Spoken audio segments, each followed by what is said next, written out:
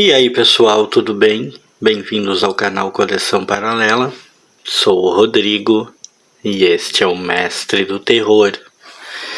E esse canal hoje vai se dedicar a falar sobre as lembranças da infância deste que vos fala, as decepções e as expectativas. Não é um assunto novo aqui no canal.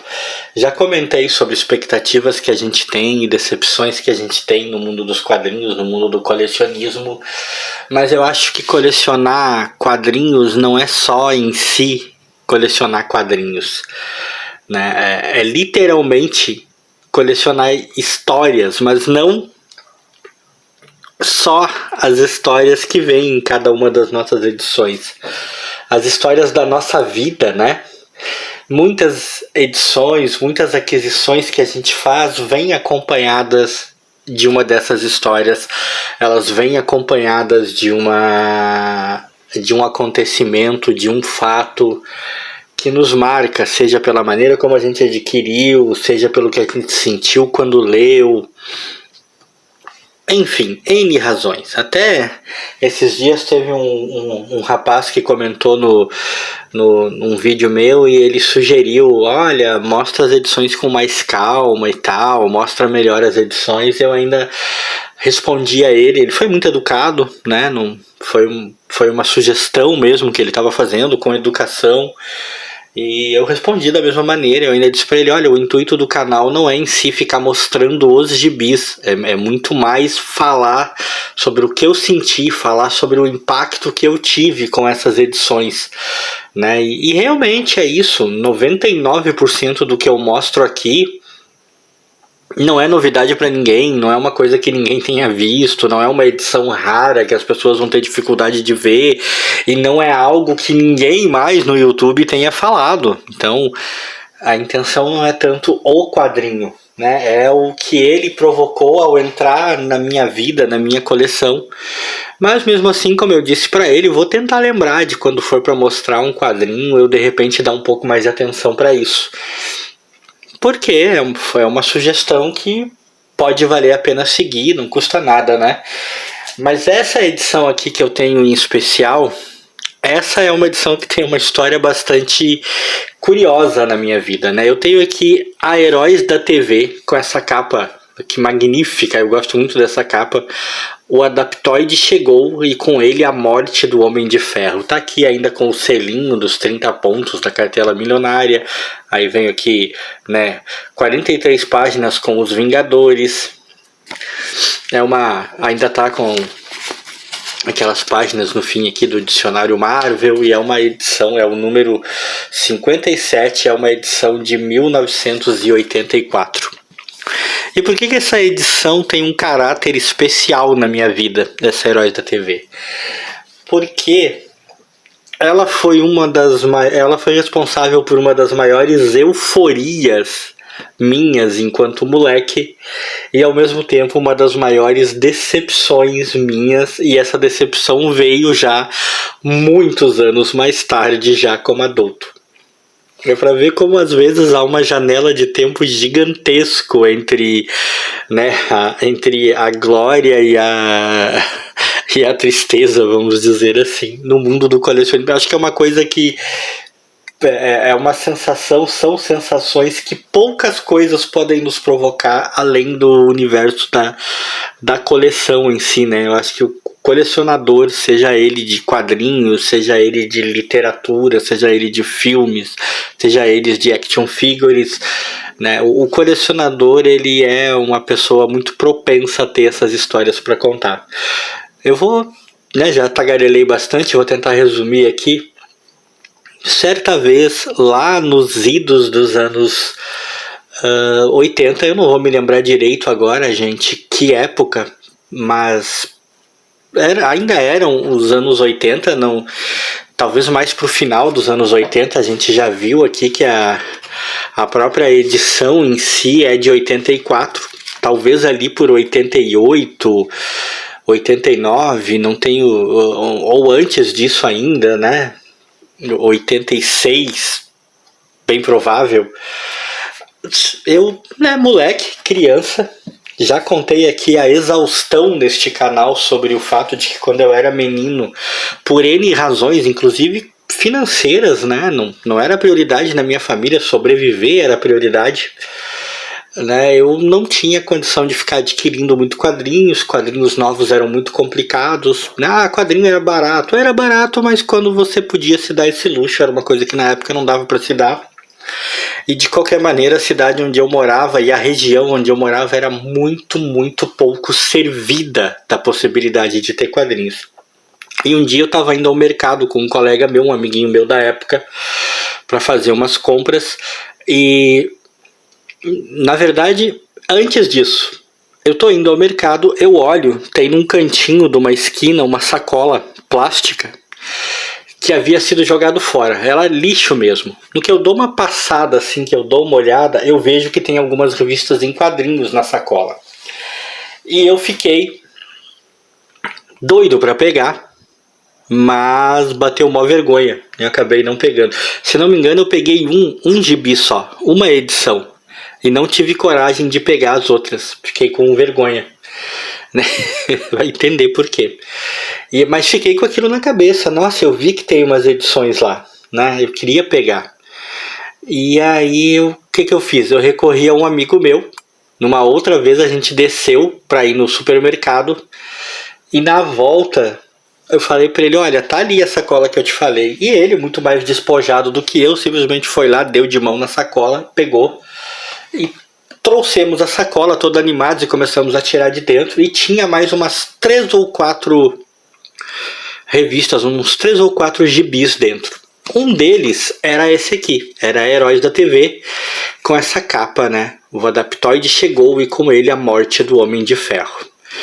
E cara, essa capa me chamou a atenção demais. O Homem de Ferro com a armadura semi-destruída, essa criatura com uma espécie de machado, parecendo um avatar da morte robótico, sei lá, descendo a lenha nele, me chamou a atenção demais. Eu lembro que disparado foi a que mais me chamou a atenção. Mas, amigo, o que aconteceu? A revista estava toda incompleta.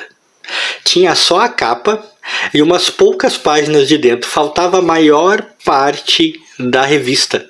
E não estava dentro daquele negócio, sabe? A pessoa jogou fora o que sobrou da revista mesmo, né? E para nós na época, isso não tinha grande significado, tá? Quadrinho era quadrinho. Tivesse 10 páginas, nós considerávamos uma revista.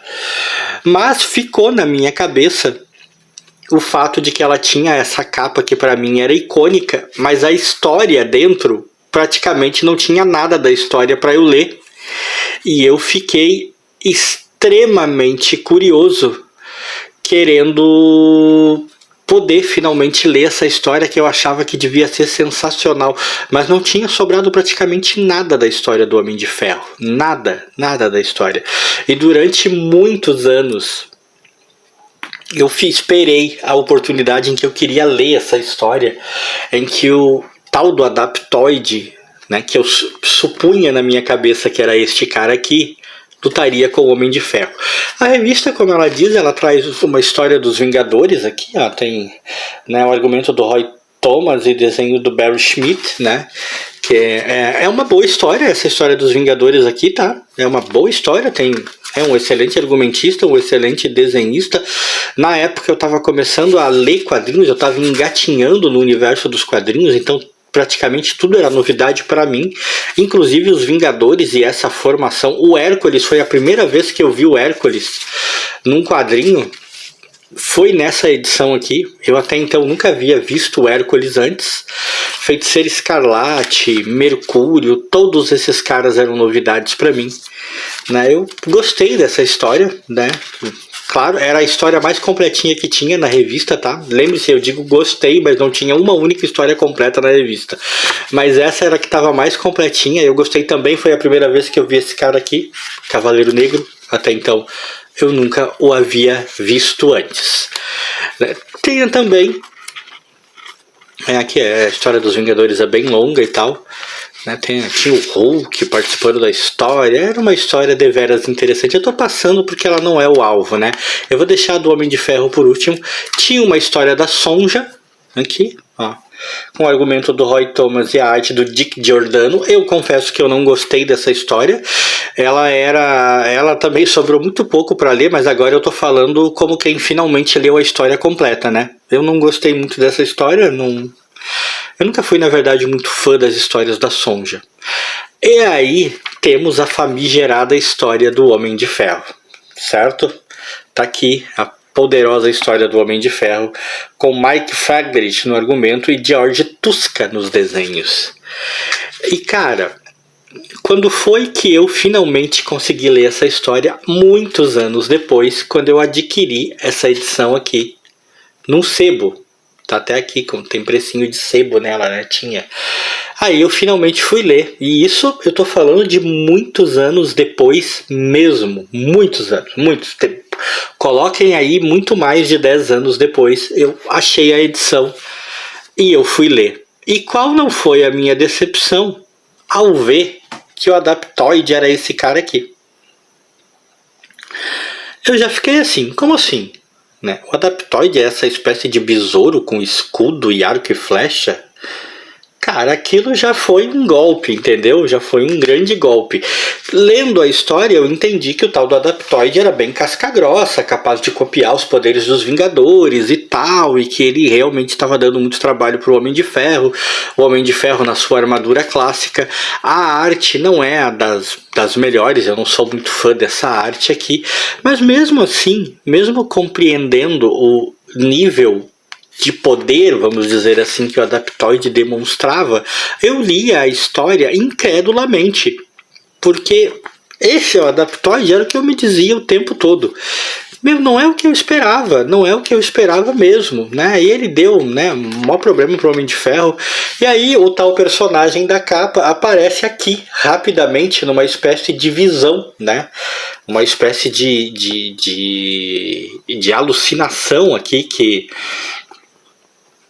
a moça tem, na verdade, né? Quanto ao Homem de Ferro. E aí, meus amigos, qual não foi a minha decepção total?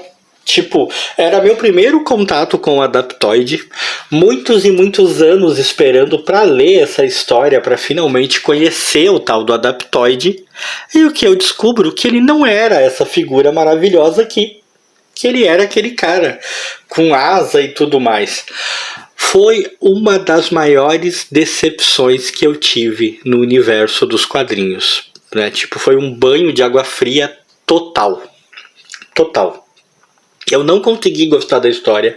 Eu não consigo gostar da história até hoje. Por culpa totalmente minha, fui eu que criei expectativas gigantes. Normalmente somos nós mesmos que nos decepcionamos, né? Somos nós mesmos que criamos as expectativas que depois vão nos destruir. Mas foi bem isso. Eu criei expectativas gigantes, eu esperei ter esse personagem, eu achava que ele era este cara, e se ele fosse esse cara eu ia achar muito mais legal, acho até hoje, eu gosto desse cara. Eu esperava um combate destruidor entre ele e o Homem de Ferro, para descobrir que a capa era tipo clickbait. Já falei disso numa outra edição aqui de vídeo, né? Já falei a respeito de um outro vídeo no qual eu falo da capa meio clickbait assim, e foi exatamente o que aconteceu aqui, né? Eu esperei anos para finalmente me decepcionar, e acabou que a revista se tornou importante para mim, se tornou icônica para mim, tamanha essa lembrança. Você vê que às vezes as decepções também são cativantes, porque eu tenho a edição que eu comprei até hoje, faz muito tempo que eu comprei essa edição num sebo, tá? Muito tempo. E eu guardo até hoje, mesmo ela tendo me levado a esse nível de decepção quanto à história, eu nunca quis me desfazer, porque ela marca esse momento em que eu lembro de eu bem menino, com vergonha de pegar ela lá na sacola de lixo, e tanto tempo depois tendo a oportunidade de ler. Eu já não tenho mais contato, já não tinha mais contato na época, não tenho mais contato com aqueles meninos da minha época de infância lá, mais especialmente com o menino que estava comigo quando a gente pegou. Então eu já não tinha ninguém para dividir né, daquela época, a minha decepção e a minha frustração em esperar, sei lá, mais de 20 anos para descobrir que eu esperei demais de uma capa, que eu me iludi com uma capa que não trazia aquilo que eu queria, né? Coisas do mundo da coleção, né? Outras virão, com certeza. Se você tem uma história assim para contar nas suas coleções, se aconteceram coisas assim com você e você quiser dividir com a gente aí nos comentários, eu vou ficar bem feliz, eu vou achar bem interessante até, como eu sempre digo, para saber que eu não sofri sozinho. Desse vídeo, se você gostou, like aí para mim, pro Mestre do Terror.